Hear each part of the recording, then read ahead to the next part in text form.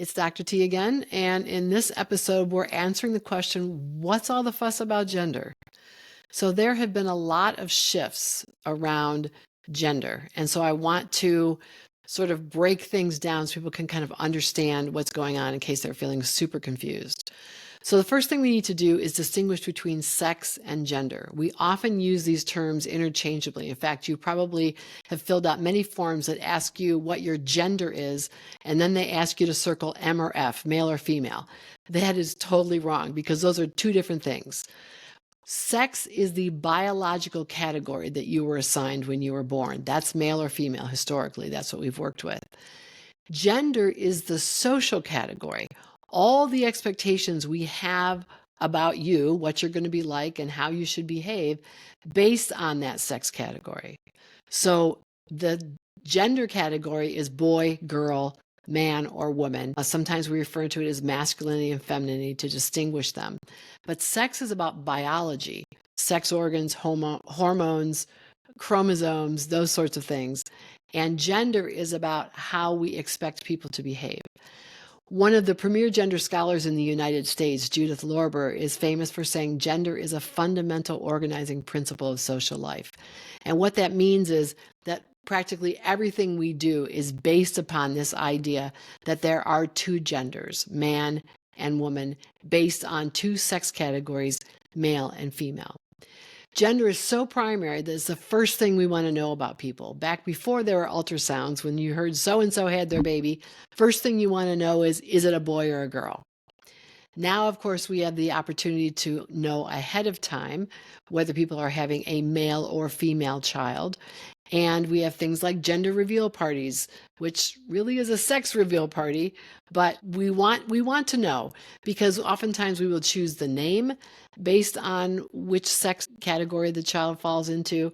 We might choose the decor for the room that they're going to go into. We might choose what kind of clothes or even toys to buy for them. We start gendering, putting those social expectations on those sex categories that kids are born into before they're even born. Now, gender has also been so important, so primary in our social interactions that we always need to know whether we're dealing with a boy or a girl, a man or a woman. We can't interact with people. Historically, we couldn't if we didn't know. And so people who were ambiguous in some way, like if you walked by someone on the street 30 years ago, let's say, who didn't immediately demonstrate to you through the way they carried themselves, dressed, styled their hair, etc., whether they were a man or a woman, it made a lot of people uncomfortable. They felt like they couldn't interact with them. They might take a second look to try to figure out.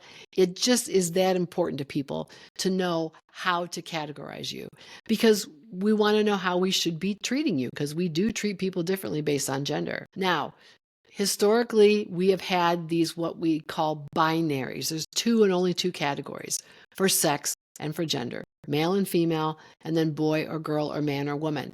And so they're tied together. It is assumed that if you are born into the male category, you will grow up to be a boy and then a man. If you're born into the female category, you are assigned girl as your identity, and then you will grow up to be a woman. But actually, reality is a lot more complex than that. We have two and only two sex categories historically, but there is a great deal of biological diversity that defies that binary. So we have people who don't neatly fit into the male or female category. They are in a category that we now refer to as intersex.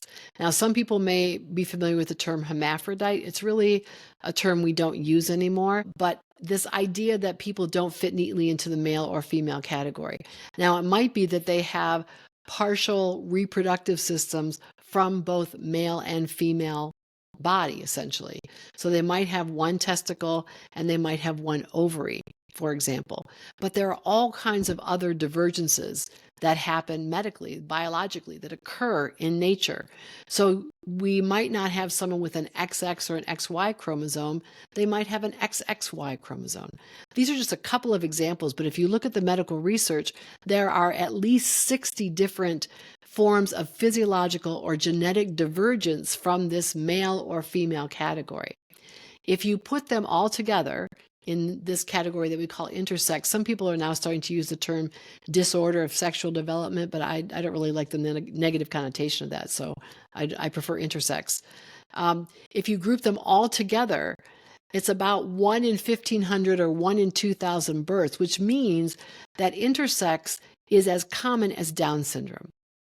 But we have made no social space for this. Very few people know the term intersex or know what it means. So essentially, we are, as a culture, by cultural dictate, we are taking this tremendous biological diversity that exists out there and cramming it into one of two categories. You're either male or female. That's what we have historically insisted upon. We've done a similar thing with gender. We've said there are two and only two genders, and you have to fit into these categories.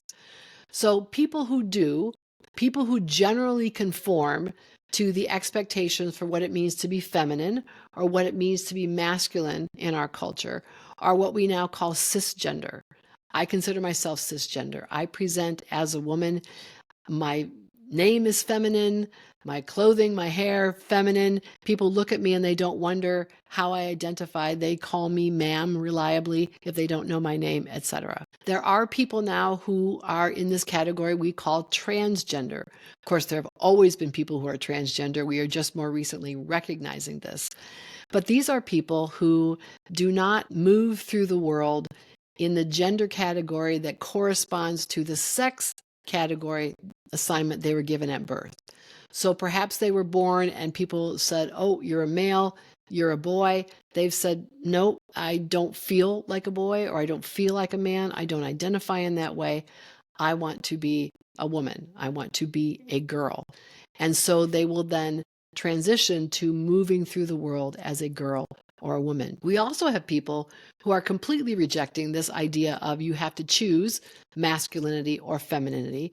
And there are a wide range of realities here as well, but the umbrella category is non-binary.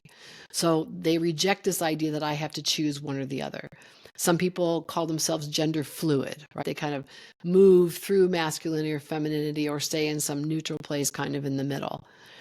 There are official entities that are recognizing this complex reality of greater gender fluidity. So, for example, in California, Washington, and Oregon, you can now designate X on a birth certificate as opposed to M or F, male or female. New York City allows this as well. Some countries are now allowing another category on their passports. New Zealand is one. The US was too, beginning in 2022. However, the Trump regime rescinded this in January of 2025. All this talk about sex and gender is important because gender identity is central to the sense of who we are. Gender identity is how we feel about ourselves as a boy or a man or a girl or a woman. And it's formed pretty solidly by the age of 3. And young children are very, very good at recognizing gender differences because they internalize these ideas we have about how boys and men should look and behave and how girls and women should look and behave, and they are distinct.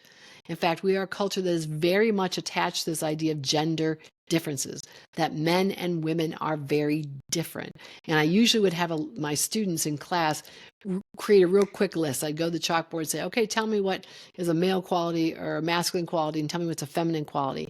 And they would come up with a very predictable list that would say things like men are rational, they're strong, they're aggressive, they're providers. Women are weaker, they're more emotional, they're more nurturing. And these lists are diametrically opposed, like rationality is opposed to emotionality. Providing, going out there in the world, being strong and aggressive is diametrically opposed to nurturing. This idea that men are from Mars and women are from Venus has been very embedded in our culture. And we are very, very invested in seeing men and women as very different. But actually, if you just look at us physiologically, how our bodies look and how they operate internally, yes, there are hormonal differences. Yes, there are reproductive differences. But male and female bodies are far more alike than they are different. So we have to think about what is it that we are really clinging to when we insist on pushing people into male or female, boy or girl, man or woman, and thinking of them as completely different, when very few of us know people that would conform to these really strict notions of masculinity and femininity. And in reality, most of us move back and forth through these various qualities that we think of as belonging to men or women. This is just the beginning. We're just scratching the tip of the iceberg, so stay tuned.